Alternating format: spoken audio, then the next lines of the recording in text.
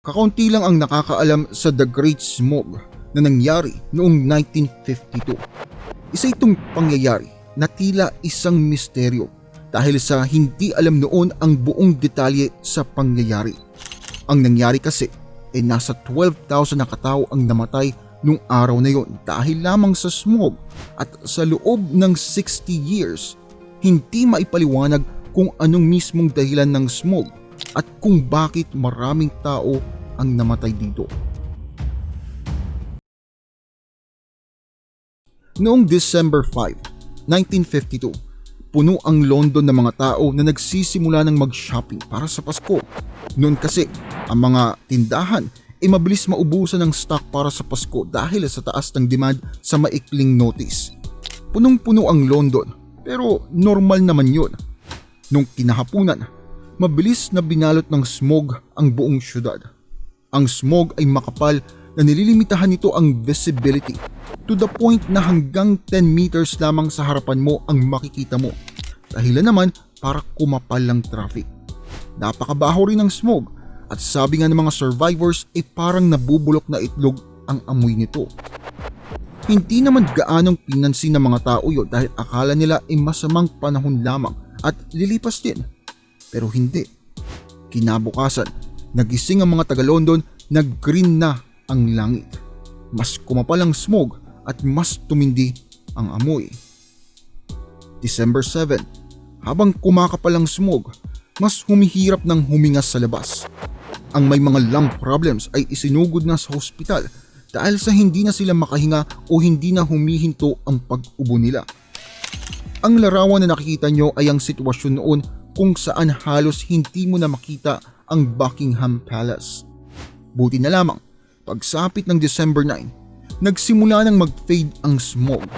Pero nung mga oras na yon ay nasa 150,000 na katao ang nasa ospital at nasa 12,000 na ang namatay dahil sa health complications.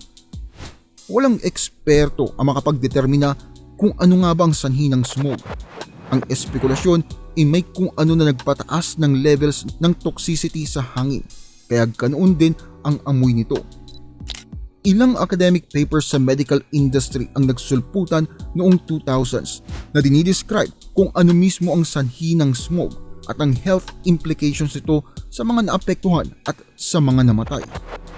Ang nangyari pala ay malaking mass ng malamig na hangin mula sa norte ang pumasok sa atmosphere ng London, at sa kombinasyon ng lahat ng init na napuproduce ng mga chimney noon dahil December, na puwersa ang malamig na hangin na manatili sa ground level. Dahil na rin sa kapal ng hamog, nagkarga to ng mas maraming toxins mula sa mga nasusunog na mga uling sa mga bahay-bahay pati na rin sa mga factories. Para mas maging precise, ang sulfate dioxide na napuproduce mula sa pagsunog ng low quality coal ay ginawang sulfuric acid ng malamig na hangin sa pamamagitan ng prosesong ini-stimulate ng azote dioxide na sobrang delikado kapag nalanghap ng isang tao. Isa pang bagay ay ang mataas na level ng polusyon sa London nung mga oras na yun. Yun ang peak para sa industrial zone kung saan ang gobyerno ay lumalaban para mailipat ang ilang mga factories palabas ng syudad dahil nagdudulot to ng malaking polusyon. Pero wala. Nung mga panahon na yon, ang inakala ng mga tao ay ang mataas na level ng polusyon ang sanhi ng smog at kamatayan ng marami.